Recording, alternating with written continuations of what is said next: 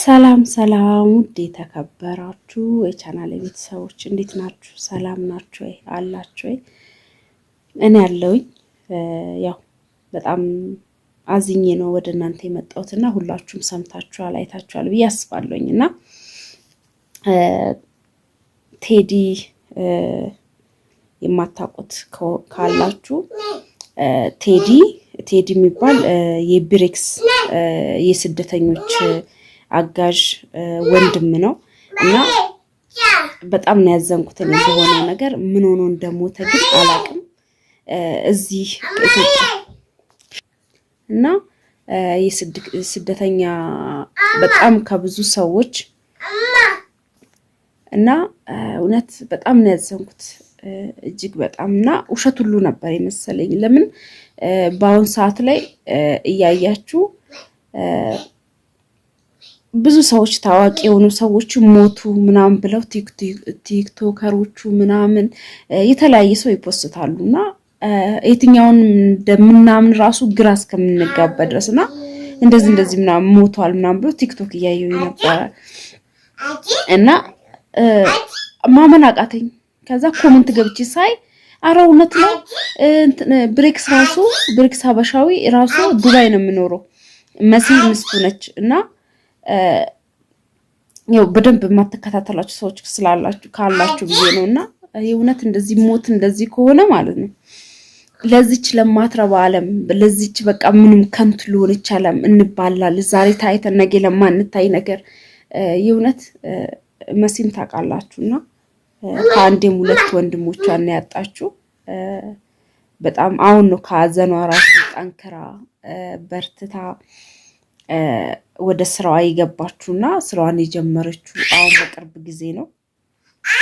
ስለዚህ እና አሁን ነው በቅርብ ጊዜ የገገመችውና ከስብራቷ በጣም የምትወደው ብዙ በጣም ነው የምከታተላቸውና የምከታተላቸው ኢትዮጵያ መጥቼ አይደለም። እነሱም ሳውዲ አረቢያ ነበር የሚኖሩት። እሱም ሼፍ ሆኖ ነበረ ምግብ ቤት ውስጥ የሚሰራው እና እኔ በጣም አወራው ሁሉ ነበረ ብሬክስን በቃ ብዙ ነገሮች ዩቲዩብ እንዲከፍትልኝ አይዞሽ በርቺ ጠንክሪ ውጪ በጣም እነሱ ህጋዊ ያልነበሩም በዛን ሰዓትና እኔ ህጋዊ ሆኜ ነበረ የምሰራውና አወራቸው ነበረ። መሲም ደግሞ እሱ ተይዞ ወደ ኢትዮጵያ ሲገባ አወራቸው ነበረ። ምስቱን ብቻዋን እዛ ነፍሰ ጡር ነበረችና እናወራ ነበር። ስልካችን ያው ሚዲያ ላይ ስለለቀቁ በቃ እንደ ቤተሰብነት እያወራን ነበርና ይሄ ቴዲ ደግሞ ያው ምስትም ነበረችው አብሮ በቃ የሚሰሩት ስለ ህይወታቸው በጣም ደስ የሚል ፍቅር ነበራቸው ነው ኢትዮጵያም ከገቡ በኋላና ይሄን ሁሉ ምዘረዝርላችሁ ምንድነው በቃ በፊት የነበረው ነገሮች ሁሉ ሳስታውስ የእውነት በጣም ነው ጭንቅላቴን ያመመኝ። ማታ በጣም በቃ ደንግጬ ብታውኑም ባታሙን ለሊቱ ሙሉ በቃ እንቅልፍ እንደዚህ እየቃዠው ነው ያደርኩት የውሸት ያድርገው ሁሉ እያልኩኝ እና ኢትዮጵያ ከገባ በኋላ እነሱ ወደ እዚህ ከቆይታ በኋላ አቤት እሺ ቁጭ ልዛጋ እና እንደምን ራስን እየተቆጣጠርኩ ነው። ልጄ እዚህ ጋር ነው ያለው እና ከስንት ስቃይ አሁንም ህጋዊ ሆኖ አይደለም የሄደው ተሰቃይቶ በባህር በስንት ስቃይ በኋላ እዛ ከደረሰ በኋላ ዩቲዩብ አለውና ፊቱ በጣም ተበላሽቶ ነበር። ማዳት ቡና ምናምን እየቆላ ምናምን ያበሻ በጣም በኩምታል ቆልቶ ነው ለእንትኖቹ ለአረቦቹ የሚሰራውና የሆነ መድኃኒት እየተጠቀምኩ ነው ብሎ እያሳየ ነበር። በጣም መድኃኒቱን እንትን ቦጫጭቆት ነበር ስጋውን ቦጫጭቆት ነበር እና እንደዚህ ሆኖ ነው የሚድነው ምናምን እያለ ለተመልካቾቹ ያው እሱም ዩቲዩብ ስላለው ብዙዎቻችሁ ትከታተሉታላችሁና የእውነት በጣም ነው ያዘንኩት በዚህ ልጅነቱ በዚህ ጊዜው መቀጨቱ። ወጣት ሁሉ እያለቀ የእውነት ወጣት በጣም እያለቀ ነውና እንደዚህ በአጭር የሚቀሩ ያውን በባለፈው ነው ቲክቶከርም ሁለት ልጆቿን የምታሳድግ እሷም ሞታ ነበርና በጣም የምትለወጥበት ሰዓት ላይ ጊዜዋ ላይ ሲደርስ እሷን ባጭር ቀረች። የዚህን ሰሞን በቃ በጣም ማነጋገሪያ ነበረና እኔ አሁን ይሄን ነገር ልሰራ የቻልኩት እኔ እነሱን ስለማውቃቸው ያው በአካል እንደዚህ ተገናኝተን ባናቅም በስልክ እናወራ ነበረ። እኔ ሳውዲ አረቢያ በነበርኩበት ጊዜ እነሱ ህጋዊ ያልነበሩም እዛ በነበሩበት ጊዜና እውነት የገባውን ራሱ እዛ የገባው በጣም በቅርብ ጊዜ ነው እና እውነት ስደት በፊት አመት ከምናምን ታስሮ ነበረ። እኔ እዛው እያለሁ አመት ከምናምን ታስሮ ነው የወጣው። በጣም ነው ያዘንኩትና እግዚአብሔር ነፍሱን ይማረው። ምክንያቱ የሞተበት ብቻ ነው ያልገባኝ እና እኔም በሚዲያ ላይ እዚህ ከመጣሁኝ በኋላ አላወራሁትም። እውነት ለመናገር አናወራው።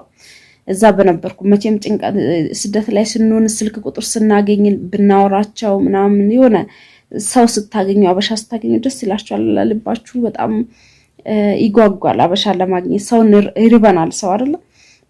በዛ የተነሳ ነው የተግባባቸው ያወሯቸው፣ ትህትናቸው፣ ፍቅራቸው የእውነት ለመናገርና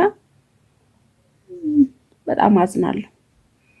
እውነት እኛ በጣም ብዙ አላማ እናልማለን፣ መሞታት እንደምንሞት እንረሳለን፣ ብዙ ነገሮችን እናልማለን። እውነት ነው ደግሞ የሰው ልጅ ሲሞት ብቻ ነው ተስፋ የሚቆርጠውና በህይወት እስካለን ድረስ ብንዋደድ የዚህን ሰዓት ወይም ታሞ ሊሆን ይችላል። መረጃው መቼም ብሬክስ በራሱ ጊዜ ሲረጋጋ ያው ይናገራል ብዬ አስባለሁ። ወንድሙም ስለሆነ ታሞም ሊሆን ሰውም ገሎት ሊሆን ይችላል። አሁን ለምንም የተረጋገጠ ነገር የለም። የእውነት በጣም ነው ያዘንኩት እኔ እጅግ በጣም ማለት ነውና ፎቶውን እዚህ ላይ ያስገባላችኋለሁ። የማታውቁት ልትኖሩ ትችላላችሁ።